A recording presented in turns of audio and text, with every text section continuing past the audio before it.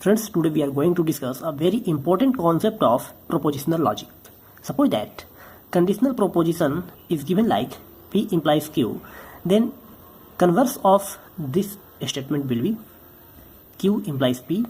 Inverse of this conditional proposition is negation of P implies negation of Q, and contrapositive is negation of Q implies negation of P. And here by mistake I have written Q, so this will be P. So always remember this three concept. जब P implies Q दिया हुआ है conditional proposition, तो उसका converse क्या होगा, inverse क्या होगा, कंट्रापोजिटिव क्या होगा. And another very important point you must remember कि जो वैल्यू P implies Q की होती है सेम वैल्यू कंट्रापोजिटिव की होती है. So here I have written one point. A conditional statement and its contrapositive are equivalent. It means that this is equal to this one. Now we will see one truth table where I have considered all three cases.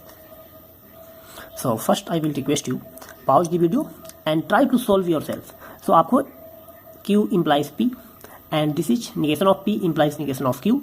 negation of Q implies negation of P और ये contrapositive के लिए आपको entry करनी है true and false में. जब P एंड Q का वैल्यू यहाँ पे हमने साइन किया true true true false false true false false. So try yourself. After that you can see the result. So here I am going to solve what will be the entries for these cases. As I have already written here P disjunction Q और बोल सकते हैं P और Q. तो P और Q का मतलब क्या हुआ कि यदि P एंड Q में से कोई भी एक वैल्यू ट्रू होगा then it will produce true. So only false will be appear when P and Q will be false. Similarly, this is conjunction or and, logical and. तो P and Q का value यदि कोई एक भी value false होता है then it will return false. So only in one case if both the value of P and Q will be true then only it will be true. Otherwise all the cases will be false. Now Q implies P. Q implies P को हमने आपको already previous video lecture में बताया है details में. तो सबसे simple तरीका ये है कि इसका जो मीनिंग है वो आपको याद होना चाहिए. तो Q implies P का मतलब क्या होता है, निगेशन ऑफ Q और P. तो आपको जब पता है Q एंड P की वैल्यू तो आप इसका रिजल्ट फाइंड आउट कर सकते हो. तो इसका जो रिजल्ट होगा that is nothing but Q implies P. और by direct by Q implies P आप फाइंड आउट कर सकते हैं.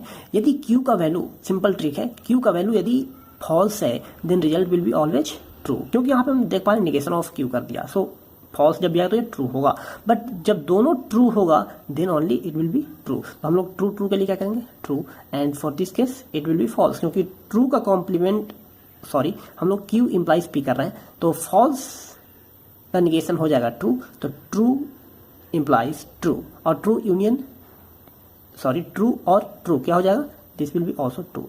Just remember Q implies P है.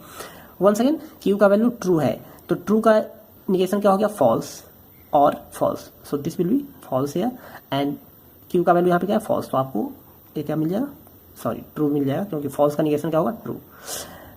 Now we are going to write the value for negation of P imply negation of Q. तो आप लोग इसको भी आप सेम फैशन में कैलकुलेट कर सकते हो.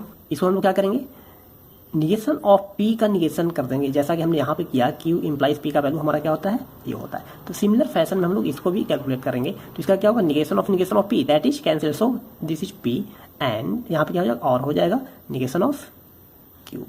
सो this is the value of this one. तो इसका हम लोग यहाँ पे कैलकुलेट करें. So directly I am going to write the value. So here true true false true, and similarly we are going to find the value of contrapositive. So in same fashion what will be the result, negation of Q is nothing but Q or here negation of P.